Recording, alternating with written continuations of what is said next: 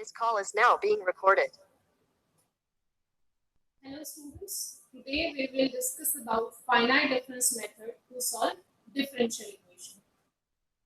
These kind of finite difference elements are used to solve quantum mechanical, statistical mechanical and different kind of systems. So for that we use finite difference method. Finite difference method. So what is finite difference method? This is a way to find the solution of differential equation numerically. One way is your analytic way, other is your numerical way. So in analytic way, you solve the equation by using the different parameters and another approaches. In numerical method, we complete the system by dividing the continuous to discrete one. So let us say f of x is a function for us. So I am writing f of x. Let us say it is any function of x and it is a continuous function. So what I'll do, I'll divide this continuous space into discrete number. This way. And now I want to express my function f of x in terms of these discrete points. So in that, Taylor expansion can help us. So Taylor's expansion, let us see what it is, what it says. So according to Taylor's expansion, I know f of x can be written as, or I should write f of x plus h because the expansion take place about the point. It can be plus h and minus h. We will be using both. So f of x plus h is f of x plus h f dash x plus h square upon 2 factorial f double dash x plus h cube by 3 factorial f third order derivative and so on. Right? Now depending, I want to solve a differential equation. Usually we have second order derivative in that. So I need to truncate my series accordingly. Right now I will be doing 3-point stencil. 3-point stencil means I will be expressing my function at a given point in terms of 3 points. You will see how I'm saying that 3 points are there. So then f of x minus h. How can I do this function expansion? F of x minus h f dash x plus x square by 2 factorial f double dash x plus h cube by 3 factorial f third order derivative and so on. Since in Schrodinger equation, for any equation of motion we have second order derivative, so I'll be talking about only 3 points, these 3 terms, right? So in order to do this, what I'll do, I want the second order derivative. So let me first write the higher order derivatives. I'm erasing it. Let me write the higher order derivative as order of h cube and so on. And here I will write again order of h cube and so on. Right? So we are having errors of the order of higher than this. We will talking about errors later. So what is my next step? I will add these two equations in such a way that I should have an expression for f second order derivative. Now this has h f dash x positive and this is in negative. So I can add the two equations. So I will have, this is my equation 1, this is my equation 2.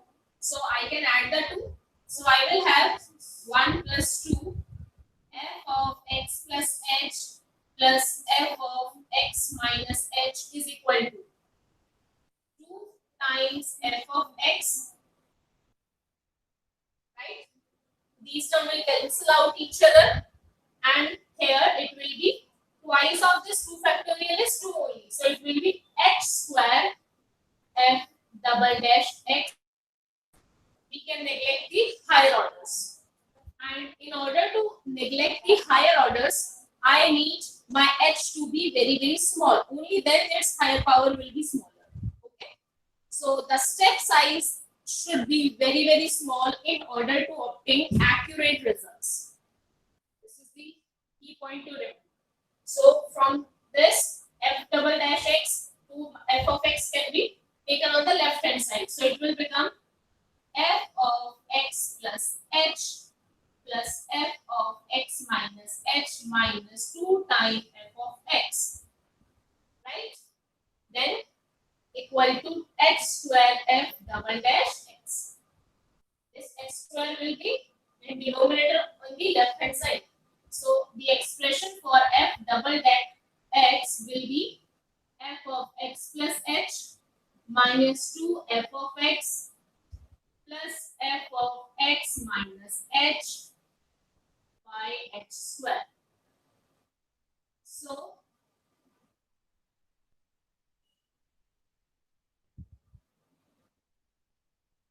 yes. So now my second order derivative is expressed in 3 points: position of x, x plus h, and x minus h. This is why this is known as 3-point stencil. And this is your central derivative. Central difference.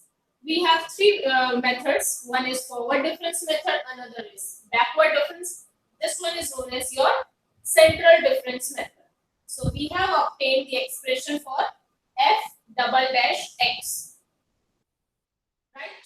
So as we will be using for a particular position of x, in order to evaluate the second order derivative, I need 3 points: x, x minus h, and x plus h. So this is why this is 3-point finite difference method.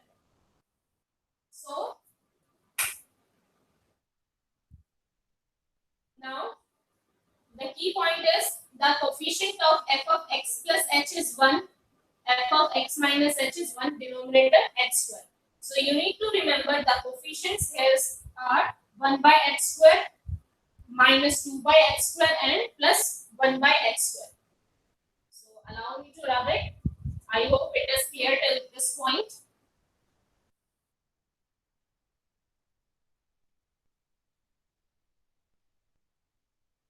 Now, how this expression can actually help us to convert a continuous Schrodinger equation to a matrix form.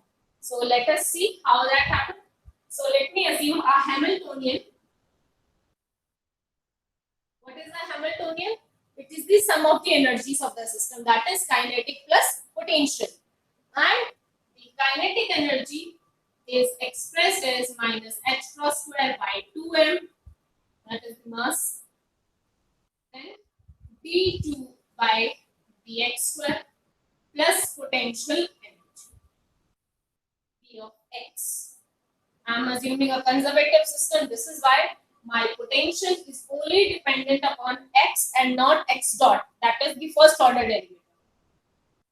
So right now I want to have a differential equation in terms of matrix form. So for the time being, let me assume my h cross square by 2m to be 1. This is I am doing in order to have a simple matrix for this kinetic energy term, because this is nothing but your f double dash x kind of form, right? Second order derivative. So my Hamiltonian will be minus d2 by dx square plus v of x, where x is x naught, x1, x2, and n number of points. So instead of x, allow me to write x of j, because it doesn't have only single point. It is a series of discrete points, right? So my h, and if let u of xj, that is wave function, u of xj is the solution which satisfies this particular differential equation, a Hamiltonian equation. So I can write h of u xj is equal to minus d2 by dx square u of xj plus b of xj u of xj. I think it is clear at this point that h is this equation. Now x is not a single point, it is a series of discrete points. So instead of x, I will write xj.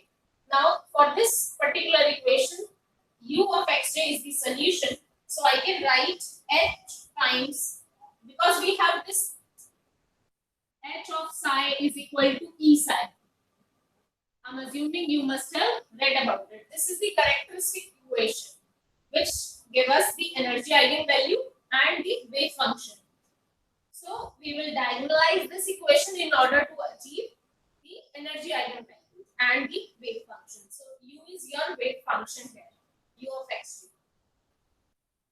I hope you must have understood till this point. Now, in order to convert this into matrix, I need to split this particular term using my 3-point finite difference method. So how to do it?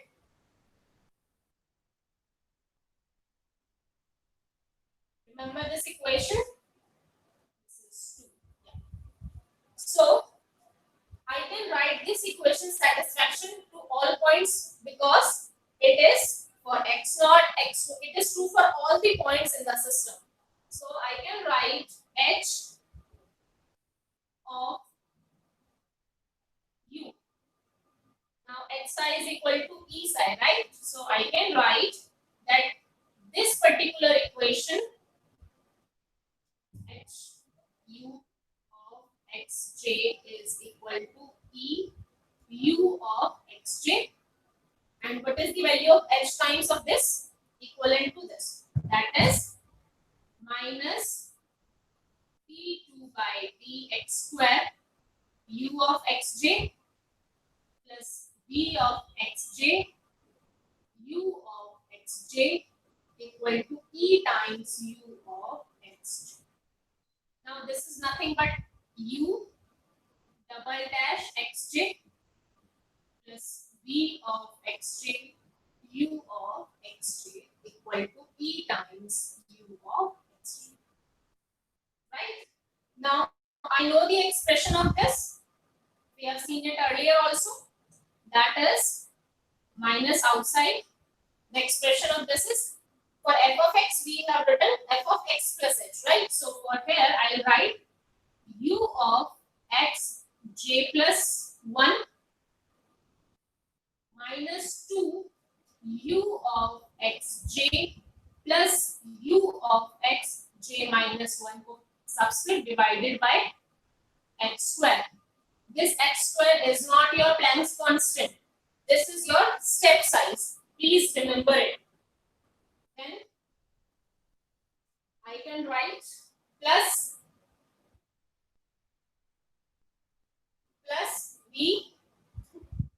Just a second.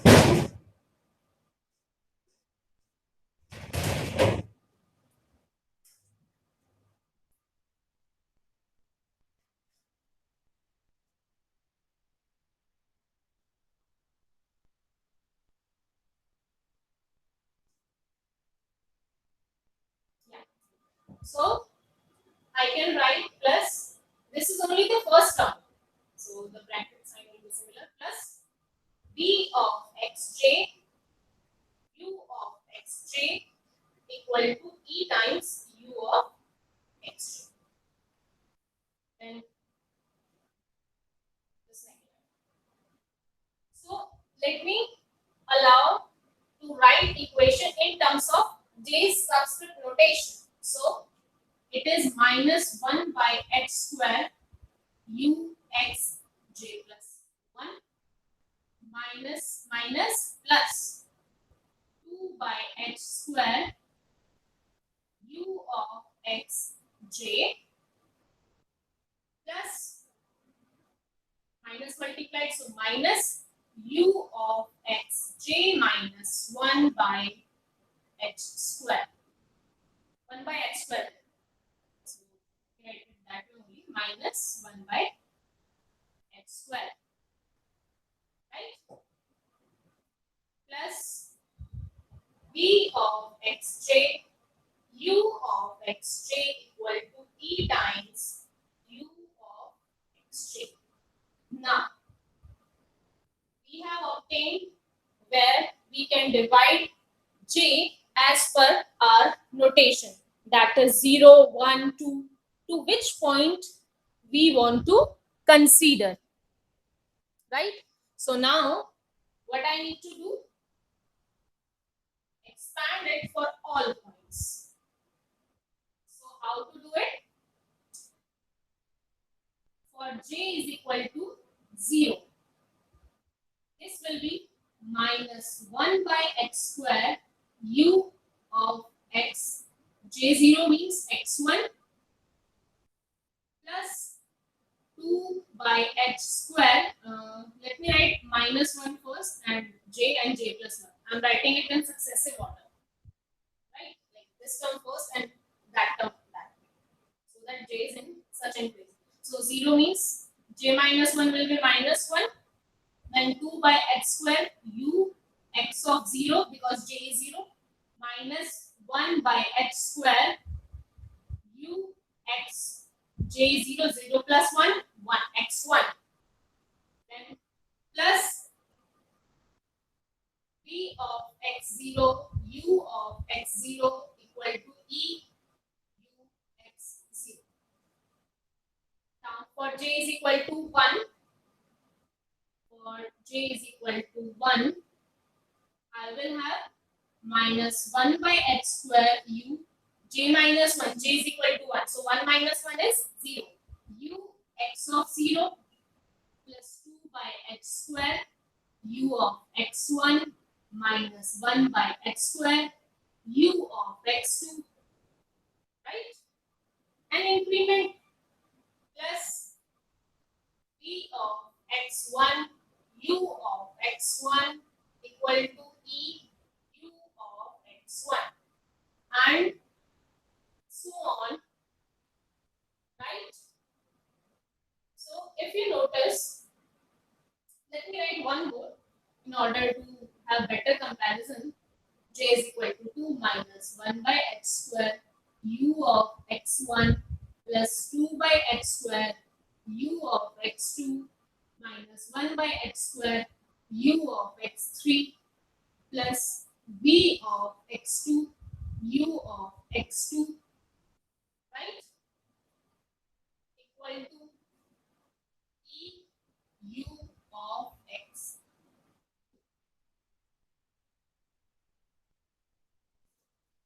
So now see that the coefficients are in the diagonal form, like x minus 1 does not exist for us because we have considered 0, 1, 2 and so on. So u of x0 2 by x square is the coefficient. Then in x1 we have 2 by x square coefficient. Then in x2 we have 2 by x square coefficient. So it is in the diagonal term. Please make note of it. So I'm writing till this, erasing till this point. Yeah. So now, if I make the matrix for first row, my coefficient x0 will be here, x1, and same in the row form, we will have this kind of rotation. So we will write the coefficient of x0 here, then x1, then x2, then x3, and so on. Here also x0, x1, x2, so on. So for x0, please remember this is minus of kinetic energy. या आप ऐसे समझे कि second order derivative के साथ negative sign है, right? So this is your kinetic, this is your potential. So I am writing the coefficient of kinetic energy in a separate matrix and of potential energy in a separate matrix. So I won't be writing minus x1 because it doesn't exist. So my first place will be 2x square, right? Then x0, we have this u of x0, this coefficient. So I can write here plus, what is the coefficient? V of x0. No other coefficient is for x0 term, right? Then on the second place, we will write the coefficient of u of x1. So here, what is the coefficient of u of x1? Minus 1, 0, this one. That is minus 1 by x square. So minus 1 by x square. Then for 2, we don't have any, right? So 0, 0, 0, and so on to the point we are considering, right? This is for j is equal to 0. Then j is equal to 1. From here, I have 0, x of 0 in only first term, right? So here my coefficient will be minus 1 by x square. Then coefficient of u of x1 is 2 by x square. 2 by x square plus v of x1, right? And all then x2. Now we have coefficient of x2 as well, and that is minus 1 by x square. So minus 1 by x square. There is no coefficient of x3, so 0, 0, and so on. And in the next term, j is equal to 2. I am having the coefficient of u of x0. No, there is no expression. So that coefficient will be 0. So here it will be 0. Then for x1, we have minus 1 by x square. And u of x1, no, not anywhere. So this is the only coefficient. Then for u of x2, this is 2 by x square, 2 by x square, and plus v of x2. Then for u of x3, the only coefficient minus 1 by x square, and rest 0. Right? Now, if you recognize the pattern, that the diagonal term always have 2 by x square plus v of x according to position, right? So this is the diagonal term. Same way, minus 1 by x square, it is shifted to the successive positions. And here also it was not there, and again then it is shifted. So basically we have obtained a tri-diagonal matrix where the diagonal matrix coefficients are minus 1 by x square, 2 by x square plus v of x1 minus 1 by x square. So as you are seeing, these are shifting. So first only 2 coefficients were there, then 3, and then they changed to the next position. So in the AND row, we will have like these kind of pattern will be followed. So in the last row, minus 1 by x square will be gone out because when I am writing n, the coefficient here will be n plus 1, which is not there. So it will be 2 by x square plus v of xn. Here it is minus 1 by x square and previous to it all 0. And just before it, I'll have minus 1 by x square here. Then before that 2 by x square plus v of x and minus 1. And here minus 1 by x square, all other 0. Right? So this will be my n cross n matrix. Please don't get confused. Let me write it more elaborated way. Yeah. So here it will be minus 1 by x square. Here it will be 2x square plus v of xn. x square plus v of x n minus 1. Here it will be minus 1 by x square. Then 0, and here it will be minus 1 by x square. And this will be 0. So this will be the form of our matrix. This is a n cross n matrix. That is square matrix. Now these are only the coefficient. We need to multiply them, right? So a column vector will be there. U of x0, u of x1, u of x2, and so on, u of xn. So now if you multiply these two matrices, you will have your left hand side of the equation, right? Because when I multiply u of x0, I will have 2 by x square plus v of x naught minus 1 by x square with u of x1, right? This is the way, right? Row multiplied by the column. So first u of x0, second u of x1, third u of x2, and so on.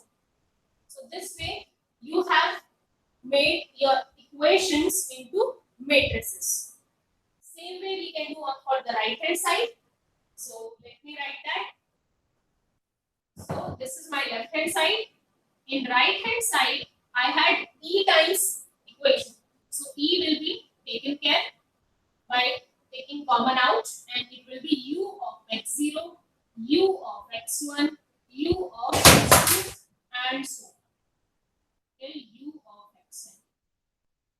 So u was our wave function. So now we know that the wave function will be a column vector, right? So this is the way we convert our equation into matrices.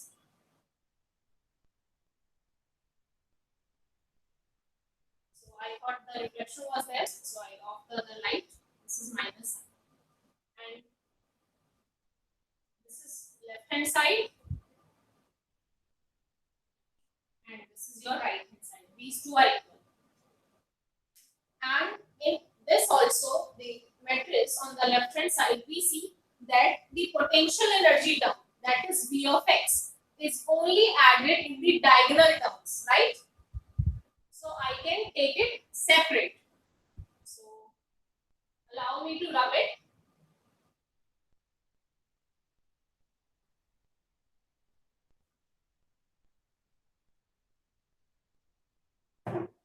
Yeah.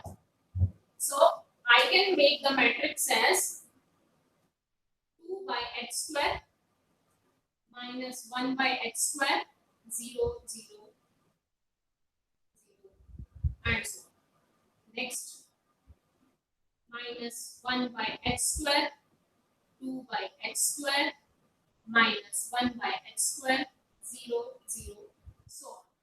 Next, 0, minus 1 by x square, 2 by x square, minus 1 by x square, 0, and so on, right? And in the end, 0, 0, then I will have minus 1 by x square, 2 by x square, and just above it, minus 1 by x square, 2 by x square, minus 1 by x square. Rest other are 0. Right? Plus. Now, I made the separate potential matrix, and that will be your diagonal matrix. P of x0, right? Yani P. For the timing, I am writing it V of x. 1, yeah, x0, let me write this. 0, 0. Then in the next, V of x1, in the next, V of x2, and 0, 0. So it will also be a n cross n matrix. This is also n cross n matrix. So I can add the two. And u of x is already, the column vector is multiplied with these two, the column matrix.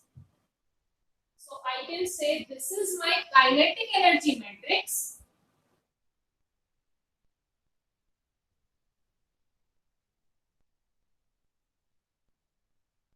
So this is my kinetic energy matrix, and potential energy energy matrix is only a diagonal matrix, right? Yeah.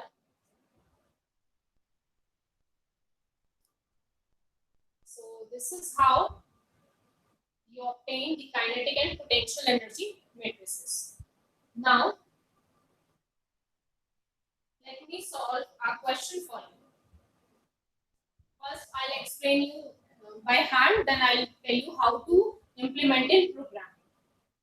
Just remember that the coefficient are shifting. It is a tri-diagonal matrix because we have three diagonals, right?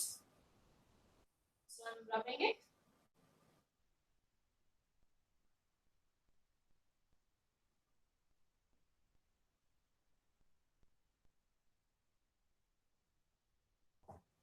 So let us solve for a square well potential. Square well potential. So how to solve this problem? In a square well, we know that this is the criteria 0 to L, and only inside the well the potential V of x is 0, and outside or even at the boundary it is infinite. From left to right, only inside the well we have potential 0.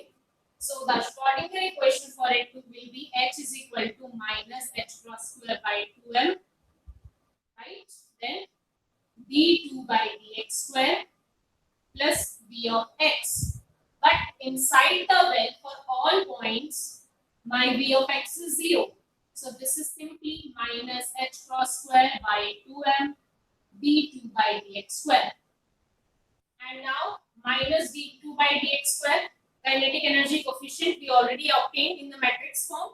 So h in matrix form will be minus, not minus, h cross square by 2m. Then minus d2 by dx square coefficient we already know, that is 2 by x square, right? I think this will create a confusion as this h we write here is your step size. So for the time being, the step size h I am taking to be small, okay? So 2 by a square minus 1 by a square 0 0, then minus 1 by a square 2 by a square minus 1 by a square, and this one, right?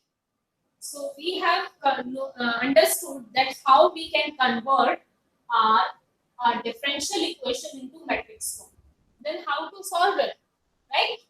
So for that, in Scilab, we will diagonalize the matrix. For that, we have command EIG, right? So first of all, we need to define this matrix. So let me write this matrix to be A. So how to enter these values? How to feed this particular matrix in Scilab? So let us understand that now.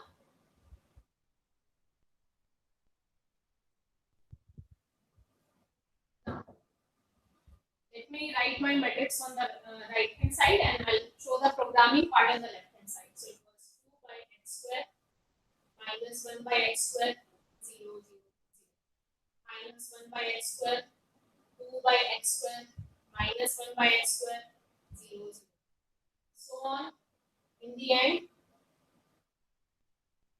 plus 2 by x square minus 1 by x square and 0.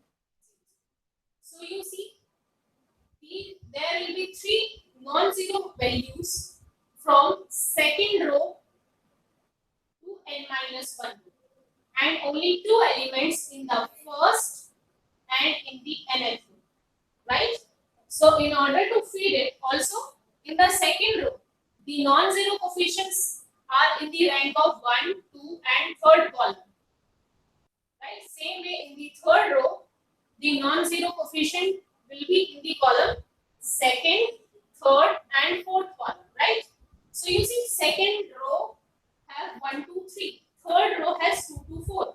That is central element I and j same, and just before that and just after that. So how to analyze it? Let me write. If A is that matrix,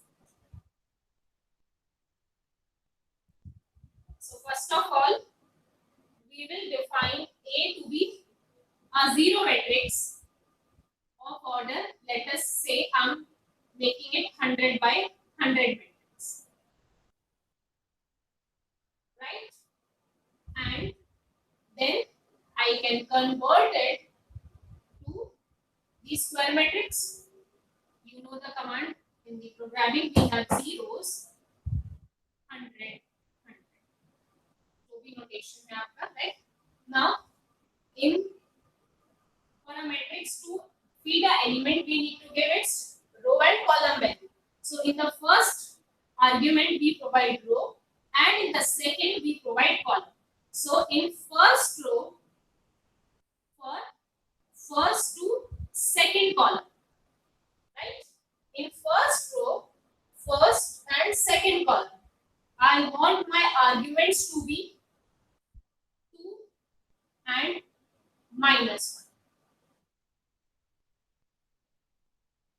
So we have defined, and in the nth row, that is 100 row, because I have defined n to be 100.